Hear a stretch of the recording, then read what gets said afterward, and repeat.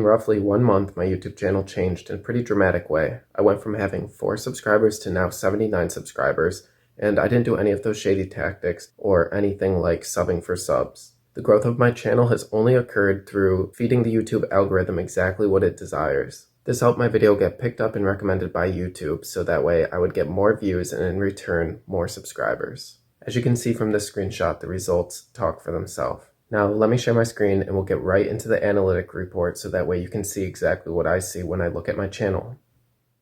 As you can see from this blue line, I went from pretty much having no viewers at the beginning of this period of June 18 to now having on average around 100 views per day. The watch hours that I got over this period were 417 watch hours, and I gained 71 subscribers, which is really exciting. So now let's get deeper into the analytics so that way you can see exactly where these numbers are coming from. As you can see from this blue line, there's one video that's performing much better than my other videos. This video got around 4,000 views within this month, and the next video underneath it only got about 250. Started out getting around 0 views, then 29, 48, 200 on the 3rd day, 4th day 189, the 5th day 156, and then the views decreased a little bit, but then they went into a second wave, which is kind of weird, and it went up to a maximum of 245 views per day, and then it's just kind of stagnated around that 100-ish view per day mark. And then right around here is where the orange video comes in and starts to get a little bit of traffic, and then this green video has started to do better with each day. It went down a little bit more, but it's starting to pick up traction, and so is the blue video again.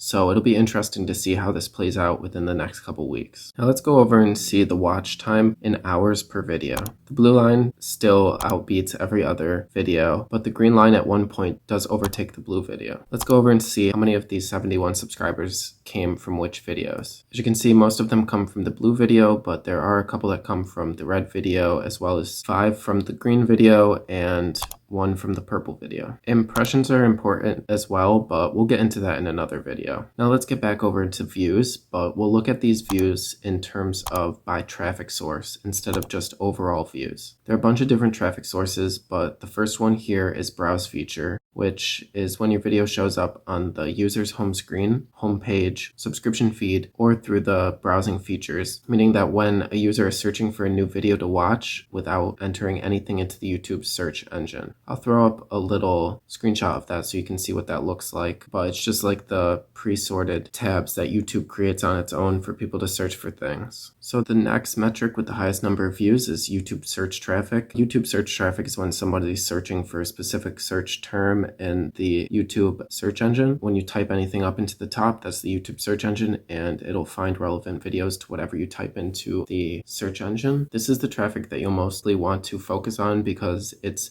how people will be able to come across your videos if you have a smaller presence on YouTube. A small YouTube channel has a small amount of traffic that naturally comes to it, so by using search terms, the traffic can be extremely manipulated in your favor. Just look at the amount of traffic that I've got in this video. From this one YouTube video that I posted, that I got 37% of my traffic coming from search. This combined with getting your video recommended by YouTube will mean that small channels will grow explosively big in a short amount of time. Next, we have suggested videos, which are views from when your video gets suggested after your own video or another person's video, and then they watch that suggested video. I'm not going to spend much time looking at external views because these come from things like Facebook groups or anything like that, and it's not something that I actively try to do. I think that it actually messes with the YouTube algorithm to have traffic coming from a different source other than YouTube, because YouTube is focused on keeping people on their platform rather than having people come from another platform just to jump onto YouTube's platform, watch that video, and then jump back over to the other competitor's platform. So when I post my videos, I don't actually post them anywhere else, and I only focus on YouTube traffic. I don't have any like Facebook pages or anything like that. Channel pages is the final metric, and this one is traffic that comes from people on your channel page or other channel pages that are not yours, or by topic channel pages. Topic channel pages are automatically generated by YouTube. They include things like music, news, cooking, anything pretty much like that that YouTube auto creates on your homepage. So now let's get into the analytics behind each of these videos. This gets really interesting and cool. As you can see on my screen, the impressions that this video got throughout the first 35 days after it was posted. There were almost 30,000 impressions, and from these impressions, over 10% of people clicked on my video. This resulted in 4,000 views and 3.6 thousand unique views. The impressions are really interesting for this video. It was more timely at the time that it was first posted, so the impression click-through rate was really high at the beginning, and then YouTube started recommending this video to more and more people. This decreased the click-through rate, and due to it getting shown to a broader audience, the video might have not been applicable to that audience that it was shown to, and that decreased the click-through rate as well. As you can see at the top of this funnel, my video got 60.8% of its total traffic from YouTube recommending the content.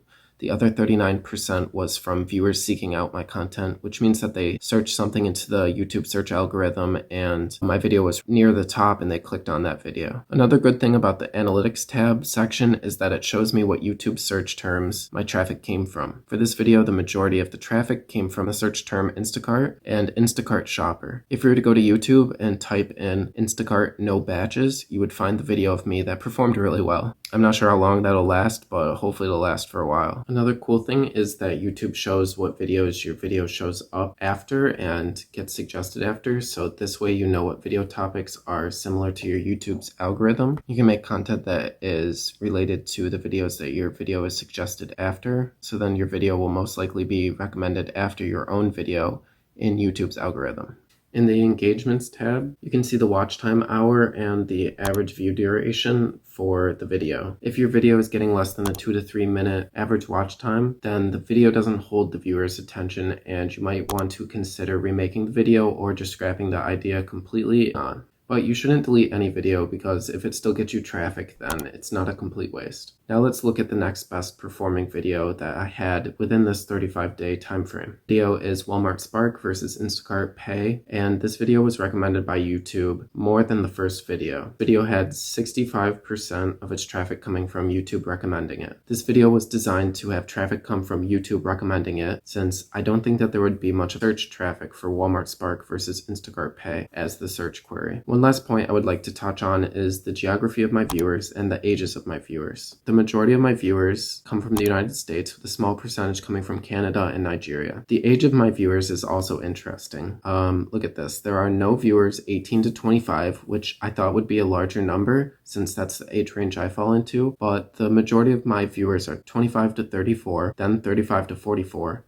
Followed by 45 to 54. It's interesting that the 25 to 34-year-old group has yielded the lower average watch time, but still had more watch hours than the 45 to 54-year-old group that had longer average watch time, but yielded less total watch hours. For viewer gender, there are more males than females that watch my videos, which is interesting since I was kind of expecting it to be the other way around, but there is an even 50-50 split for the amount of watch hours spent by each gender. The subscription status isn't very exciting, as you can imagine, since I didn't have many subscribers and most of my views are coming from non-subscribers. There isn't much to say about subscription source either, since I got most of the subscribers from people on the watch page of the video rather than people on my homepage. That might be because my homepage isn't set up very much. I mean, look at my profile picture of me and my cat. Finally, we have device type.